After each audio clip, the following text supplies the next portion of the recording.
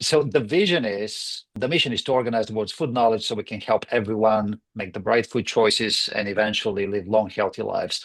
It is driven by that belief that people can live up to 120 years without chronic conditions, without mental illness. Prevention is the name of the game, and that food is an instrumental part of that lifestyle change that people can do to live to 120 years healthy. And so we ended up focusing on organizing the world's food knowledge so we can make this happen, actually help people in everyday decisions to choose the food that's right for them, that they like, and that will help them live long, healthy lives. So that's the mission and the vision. And Eventually, we want to help everyone in the world eat the best way they can. and what's great about that is everybody eats, everybody does Right. it from hopefully from the day they're born through that 120-year mark and maybe longer. GLP-1 breaks through.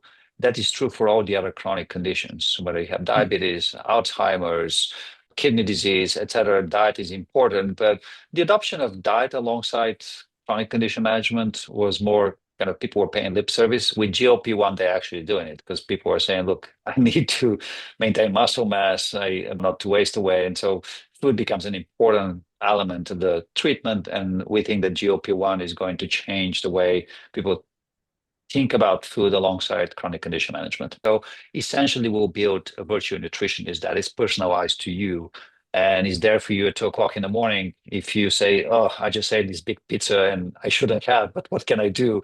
And it will gently push you in the right direction and suggest things to do the next day. So AI, without any hesitation, is going to change how the world works. So people are just interacting differently with technology. And it feels actually not as much as the mobile revolution, but more like the advent of the internet. Yeah. It is a different way to interact with technology. So you should definitely do something about AI. Now, what you do really depends on who you are, what your business model, and that's where the nuance in my answer comes in, because AI is ultimately just a tool.